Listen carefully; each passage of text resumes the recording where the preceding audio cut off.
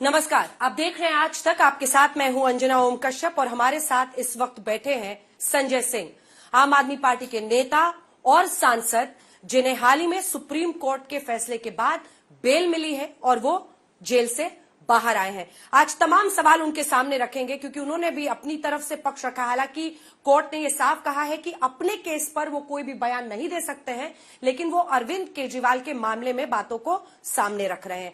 पहला सवाल आपसे यही है, अरविंद केजरीवाल इस बात पर अड़े हुए हैं, आप अड़े हुए हैं, आम आदमी पार्टी अड़ी हुई है कि जेल से ही वो सरकार चलाएंगे। क्या ये दिल्ली की जनता के साथ अन्याय नहीं है? क्या ये लोकतंत्र में एक गलत प्रेसिडेंस नहीं है? कैसे आने वाले वक्त में कोई भी जिसे जेल होगा, आरोपी होगा, वो कहेगा हम तो एकदम ठीक ठाक है, साजिशन हमें अंदर किया गया है। मंत्री हो, मुख्यमंत्री हो, सब कहेंगे केजरीवाल ने किया था, मैं भी करूंगा, जेल से सरकार चलाऊंगा। बहुत अच्छा सवाल आपने पूछा। पहली बात तो ये कि इस गलत परंपरा की शुरुआत किसने की? देश की तानाशाह सरकार ने, जो निर्वाचित मुख्यमंत्री को बिना किसी सबूत, बिना किसी दोष, बिना किसी साक्ष्य के सीधे गिरफ्तार कर रही है। दिल्ली के मुख्यमंत्री अरविंद केजरीवाल जी के खिलाफ है क्या, ये तो बताइए पहले आप। आपने 2 फर्जी मुकदमा किया, केजरीवाल जी को गिरफ्तार कर लिया, इस्तीफा दो। 2 फर्जी मुकदमा किया, भगवंत मान को गिरफ्तार कर लिया, इस्तीफा दो। ममता बनर्जी पे 2 फर्जी मुकदमा किया, गिरफ्तार कर लो, इस्तीफा दो। सिद्धारमैया को गिरफ्तार करो, इस्तीफा दो। रेवंत रेड्डी को गिरफ्तार करो, इस्तीफा दो। विजयन जी को गिरफ्तार करो, इस्तीफा। तो ये तो आपने गलत परंपरा की शुरुआत भारतीय जनता पार्टी ने की, देश की तानाशाह सरकार ने की। भाई, आप फर्जी मुकदमे करके किसी निर्वाचित मुख्यमंत्री को उठा के जेल में डाल देंगे, जिसने 2 करोड़ जनता के लिए बिजली, पानी, शिक्षा, स्वास्थ्य अद्भुत काम करके दिखाया, अनुकरणीय काम करके दिखाया। आप उस मुख्यमंत्री को फर्जी मुकदमे में गिरफ्तार कर रहे हो, फिर कह रहे हो इस्तीफा दो, फिर हमारी पार्टी खत्म कर दोगे। कहीं विधायकों के घर छापा, कहीं मंत्रियों को ईडी की पूछताछ। तो इसलिए इसके पीछे भारतीय जनता पार्टी की गहरी साजिश क्या है, वो समझना जरूरी है। क्या है दिल्ली के मुख्यमंत्री के खिलाफ? 162 बयान ईडी ने दर्ज किए हैं और 294 बयान सीबीआई ने दर्ज किए। कुल 456 गवाह हैं अंजना जी, और उन 456 गवाहों में 4 बयान जिसका न सिर है न पैर है, उसके आधार पर आपने एक निर्वाचित मुख्यमंत्री गिरफ्तार कर लिया। और उन लोगों के बयान, चाहे वो राघव रेड्डी हो, चाहे वो मंगुट्टा रेड्डी हो, चाहे वो शरद रेड्डी हो, उसकी सीक्वेंस क्या है? एक आदमी पे आप छापा मारते हैं, उसके बाद उसको गिरफ्तार करते हैं, उससे 7 बयान लेते हैं, 6 बयान में जो हमारे खिलाफ नहीं देता उसको अनडिनाइड अपॉन डॉक्यूमेंट में डाल देते हैं। कहते हैं साहब इस बयान पे तो भरोसा नहीं है जिसमें उसने कहा अरविंद केजरीवाल से हमारा कोई लेना देना नहीं। और जिसपे 7वें बयान में 5 महीने की गिरफ्तारी के बाद आपने जबरन बयान ले लिया केजरीवाल जी के खिलाफ, कहते हैं इस पे भरोसा है, अब हम करेंगे गिरफ्तार।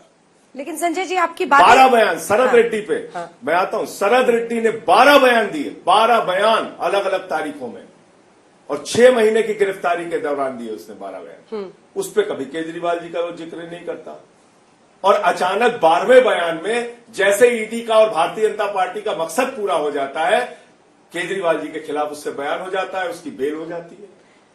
तो ये आधार है। राजनीतिक रूप से आपकी बातें हो सकती है। एक सेकंड, ठीक है, राजनीतिक रूप से आपकी बातें हो सकती है, ये रुकिए, मैं आधार पे सवाल पूछ रही हूं। लेकिन ना तो संजय सिंह जज साहब है, ना संजय सिंह ईडी एजेंसी है, जांच एजेंसी।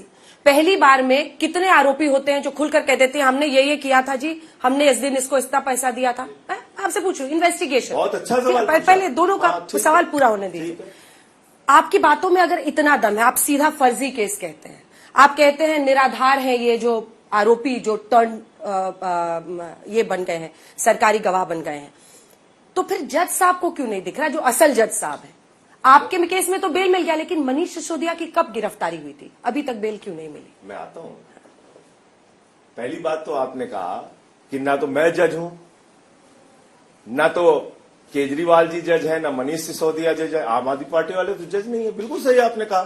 तो नरेंद्र मोदी जी भी जज नहीं है, भारतीय जनता पार्टी वाले भी जज नहीं है, और ना ईडी वाले जज है, ना सीबीआई वाले जज हैं।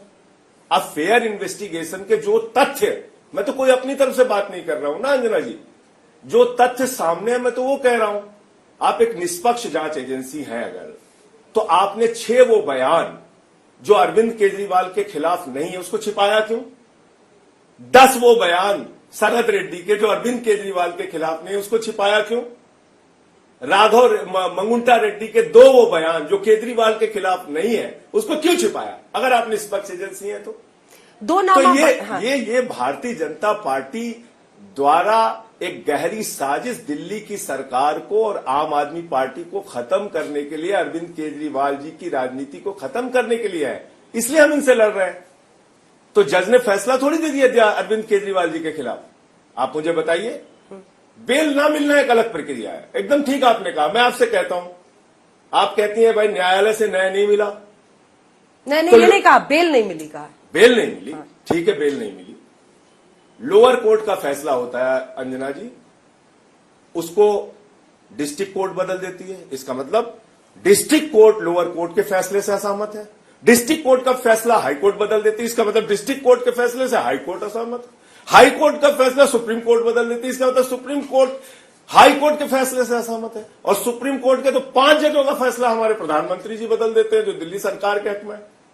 इसका मतलब सुप्रीम कोर्ट के फैसले से भी प्रधानमंत्री जी असहमत है।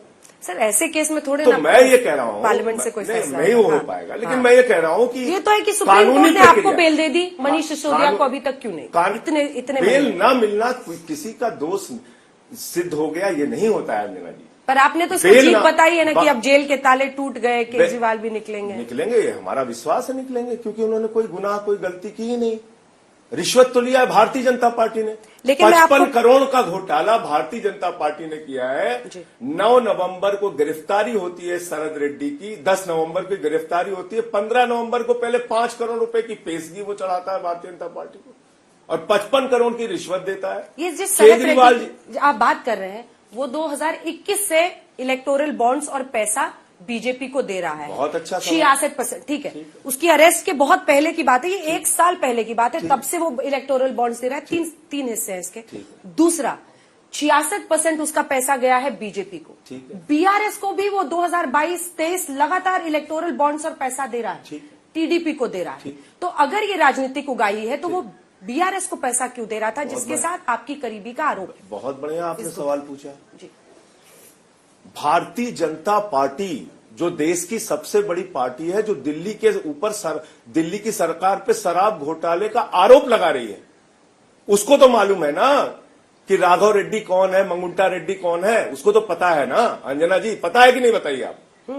और उसकी गिरफ्तारी हो रही है ये भी उनको पता है। उसको किंग पिन बताया जा रहा है, मुख्य इस घोटाले का घोटालेबाज बताया जा रहा है, ये भी ईडी को पता है। मनीष सिसोदिया के अकाउंट सीज हो जाएंगे, बाकी लोग जो गिरफ्तार होंगे अकाउंट सीज हो जाएंगे। उसका अकाउंट कैसे नहीं सीज हुआ मुझे बताइए आप? 10 नवंबर की गिरफ्तारी के बाद 15 नवंबर को उसके 5 करोड़ रुपए भाजपा को चंदा कैसे चला गया? और क्या भाजपा को 55 करोड़ रुपए मिल गए उनके शीर्ष नेताओं को पता नहीं चला? तो 21 से पैसा दे रहा था ना सर, वो 2021 से पैसा दे रहा है। नहीं, ये गिरफ्तारी के बाद के आंकड़े बता रहा हूं मैं आपको। वो तो 5 करोड़ पहले का है जो आप कह रही हैं। वो गिरफ्तारी के पहले का 5 करोड़ है और गिरफ्तारी के बाद का 55 करोड़ है। आप शायद कंफ्यूज हो रहे हैं, इसको क्लियर करिए। मैं नंबर्स मेरे पास है, सारे नंबर्स है, कब उन्होंने 2021 में भी पैसा दिया है, 2022 में भी दिया है। और बिंदो फार्मा ने, जिसको आप लोग कोट कर रहे हैं कि डायरेक्ट कोरिलेशन कर रहे हैं। अच्छा, बीआरएस को क्यों पैसा दे रहा था? बीआरएस वालों से पूछिए। हम तो भाजपा से सवाल पूछ रहे हैं जो हमसे हमारे ऊपर सवाल उठा रहे हैं। मैं भाजपाइयों से पूछ रहा हूं, तुमने शराब घोटाला क्यों किया? एक शराब घोटालेबाज से, किंग पिन से तुमने 55 करोड़ की रिश्वत क्यों ली? तुम्हारे कितने नेताओं की अब तक गिरफ्तारी हुई? कितने के घर ईडी के छापे हुए? कितने के घर सीबीआई के छापे हुए? ये तथ्य सामने आने के बाद एलजी ने चिट्ठी क्यों नहीं लिखी अब तक जांच की? आप बताइए ना। मंगुंटा रेड्डी की बात आप बार बार कर रहे हैं। वो एक सांसद है और फिर चुनाव लड़ रहे हैं। आपने दिखाया पीएम की तस्वीर लगा रहे हैं, आपने पीएम के साथ तस्वीर दिखाई। लेकिन प्रश्न ये है कि अगर वाकई साजिश होती तो अरेस्ट करके आर्म ट्विस्टिंग करने की जरूरत क्यों पड़ती? एक चीज आप बताइए मुझे, पीएम के साथ उनकी फोटो आ गई, उनकी तस्वीर आ गई, वो मुद्दा नहीं है। वो प्रधानमंत्री का फोटो लगा के वोट मांग रहा है जनता से, वो मुद्दा नहीं है। लेकिन केजरीवाल के साथ उसने अपने चैरिटेबल ट्रस्ट के लिए जमीन मांगने के लिए एक सांसद के तौर पे मीटिंग की, वो मुद्दा है। वो आधार है गिरफ्तारी का केजरीवाल जी की, ये आरोप है।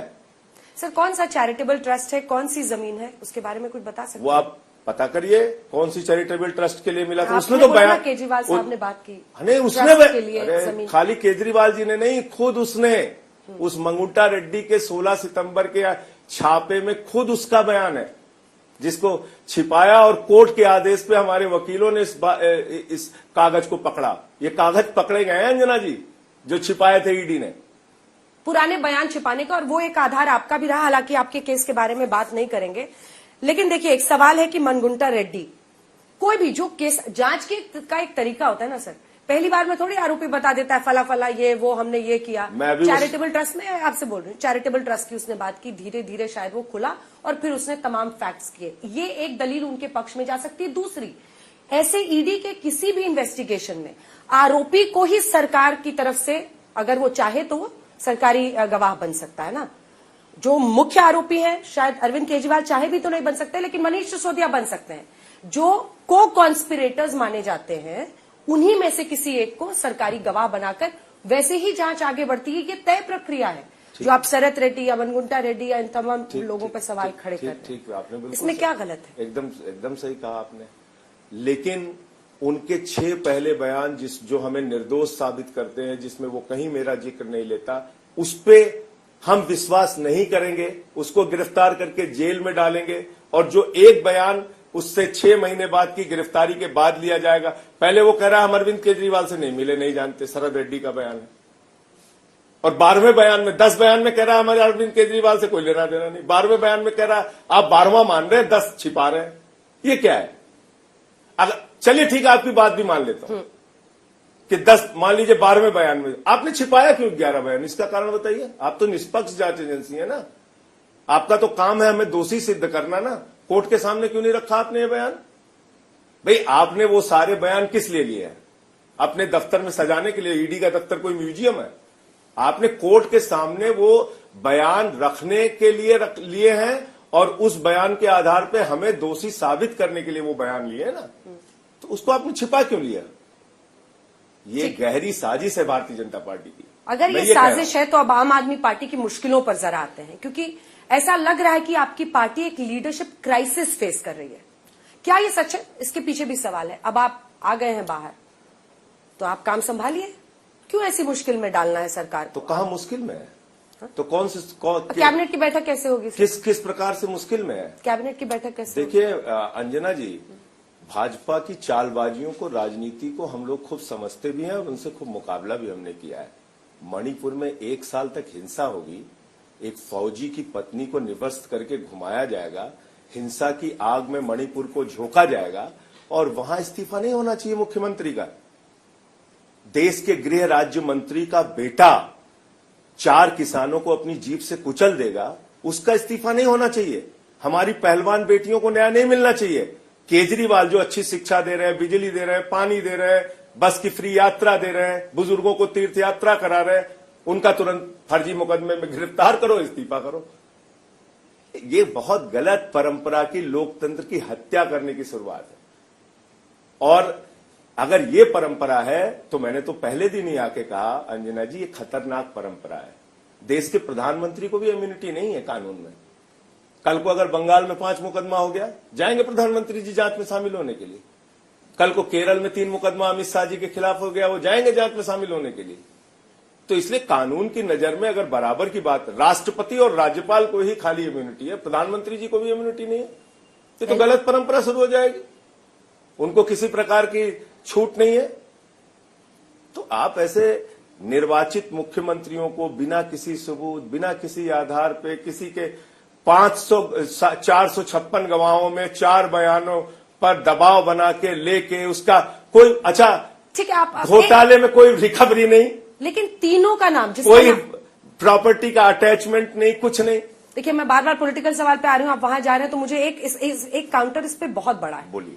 चाहे वो तीनों ही, मतलब चाहे वो मनगुंटा रेड्डी हो, राघव रेड्डी जिनकी आप उनके बेटे की बात कर रहे हैं, चाहे वो श्रीनिवासलू रेड्डी हो, चाहे वो शरत रेड्डी हो, राघव मनगुंटा जिनकी आपने बात की है, इन सब का जो बयान है वो judicial magistrate under section 164 of CrPC में ये ताकि ये रजिस्टर किया गया है जो ये साफ अपने आप में बताता है कि वो अपने फ्री विल से मजिस्ट्रेट के सामने ये बयान दे रहा है, फिर ये क्या वैलिड नहीं है? देखिए अंजना जी 6 महीने हो गया जेल में, और उसके बारे में जरा बताइएगा। खूब कानून जान लिया मैंने, खूब समझ लिया, पीएमएलए, दिल्ली के जेल के नियम सब पढ़ लिया, जान लिया। और इसी सेक्शन 45 में आपको बेल मिली ना सर? उसी पीएमएलए में ऐसे कानूनी प्रावधान है जिससे बेल मिलना मुश्किल होता है। मैंने लेकिन आपको मिला ना सर सेक्शन 45 में? तो इन लोगों को भी मिल जाएगा, थोड़ा इंतजार कर लीजिए। मैं पढ़ के सुनाऊं आपको कोर्ट ने क्या कहा है ना? कोर्ट ने क्या कहा है मैं आपको पढ़ के सुनाती हूँ। एक सेकंड। कोर्ट ने साफ कहा है, we clarify that the concession given in the court today, यानी आज जो हम छूट दे रहे हैं बेल देकर, would not be treated as president, यानी ये आधार नहीं बनेगा बाकी लोगों की बेल के लिए। अच्छा, ये कहा है ना? ठीक है, मैं अपने केस के बारे में बात नहीं करूंगा, नहीं कर सकते। लेकिन लोअर कोर्ट और हाई कोर्ट ने मेरे बारे में क्या कहा था, पहले क्या कहा था, जिसको आपने चलाया भी होगा, क्या क्या नहीं कहा था, मैं नहीं बोलूंगा क्योंकि मुझे अपना अधिकार नहीं है बोलने का। हाँ, अभी उस पर नहीं चर्चा करें तो करें। सुप्रीम कोर्ट ने जाके आपको राहत दी ना, तो ये लोग भी तो बहुत पहुंचे। तो इसलिए मैं कह रहा हूँ वो न्यायिक प्रक्रिया, ये चारों बयान इंतजार कर लीजिए ना। सेक्शन 164 ऑफ सीआरपी एक भी नहीं टिकेगा, क्योंकि वो सबूतों के साथ उसका मेल कराना होता है ना। बयान 164 का आपने दिया, जज के सामने दिया, लेकिन जज के सामने दिए गए बयान को भी सबूतों के आधार पे उसका मेल कराना जरूरी होता है। सबूतों के आधार पे मेल कहां हुआ,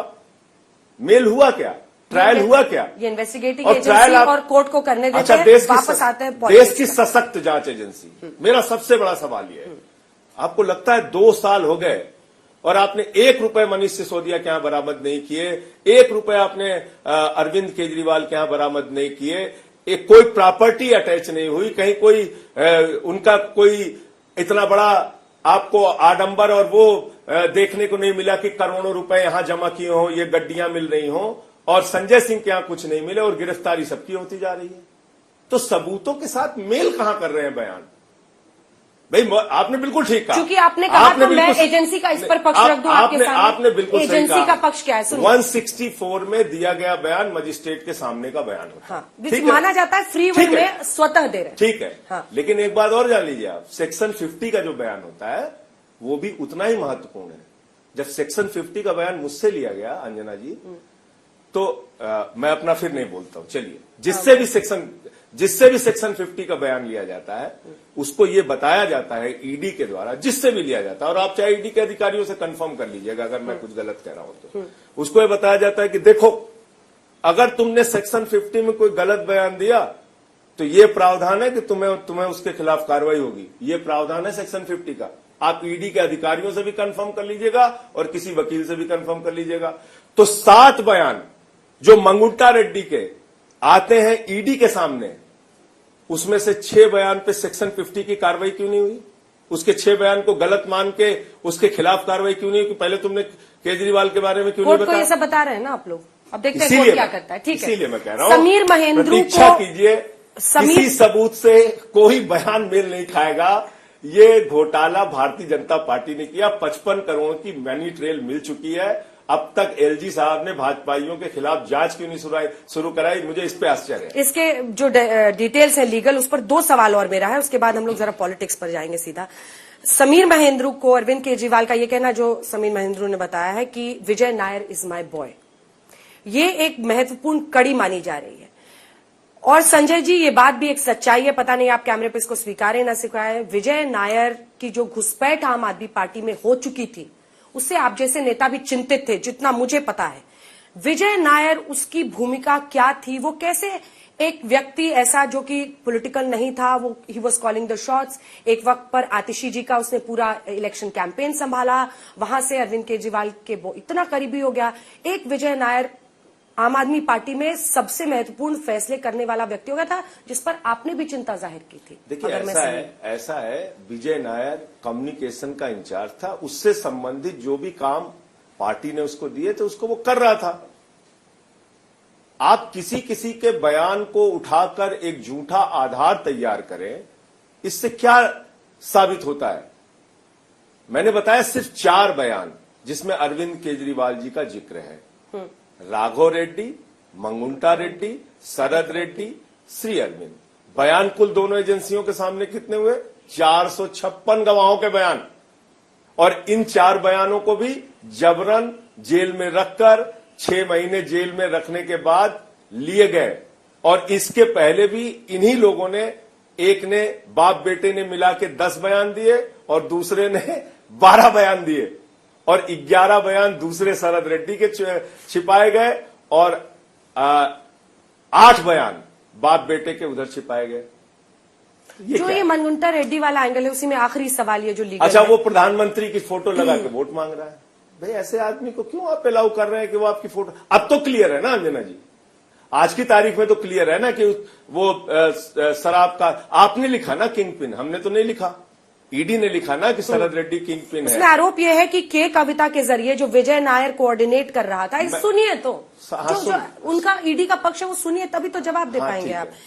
के कविता के जरिए मनगुंटा रेड्डी को अप्रोच किया गया कि इतने पैसे देने हैं, 100 करोड़ का 50 करोड़ देना था, और उसके बाद हवाला के जरिए ये तय हुआ कि 25 करोड़ दिए जाएंगे। सुनिए तो, फिर गोवा में जो आपके उम्मीदवार है उनका बयान है, उनका बयान है गोवा के उम्मीदवार का कि मुझे पैसा यहां पर चुनाव में, ये इंपॉर्टेंट है कि चुनाव में मुझे पैसा यहां पर कैश में दिया गया ताकि उसका इस्तेमाल किया जा सके, और वही लिंक ईडी बना रही है कि वो पैसे हवाला के जरिए खर्च कर दिए गए हैं। ये उनका कहना है मनी ट्रेल पर, इसीलिए बरामदगी नहीं हो पा रही। इसका आपका सवाल पूरा हो गया आपका? जी। और जो आप कह रही हैं सुनिए तो, मैं तो सुनता हूं आप लोगों को, और जेल में आज तक आता था, आपको बता दूं। अच्छा, आप देख रहे थे वहां आज तक आप लोगों के सारे कार्यक्रम देख रहा था। क्या बात है, हल्ला बोल देख रहे थे? हल्ला बोल भी देख रहा था। तो इसलिए आपके सवाल मैंने सुने नहीं, ऐसा नहीं है, बहुत सुने, वहां भी रह के सुने, आज भी सुन रहा हूं, और मैं तो चाहता हूं ज्यादा से ज्यादा सवाल मीडिया पूछे, जिससे हम लोग देश के सामने एक एक सच्चाई बयान कर सकें कि केजरीवाल का गुनाह दरअसल ये है कि वो अच्छी शिक्षा, स्वास्थ्य, बिजली, पानी के लिए एक बेहतरीन सरकार चला रहे हैं। आपने जो गोवा चुनाव का उदाहरण दिया, गोवा चुनाव में प्रचार के लिए कहां यह साबित हुआ कि अरविंद केजरीवाल या मनीष सिसोदिया या संजय सिंह या कोई भी व्यक्ति रिश्वत के पैसे का इस्तेमाल कर रहा है?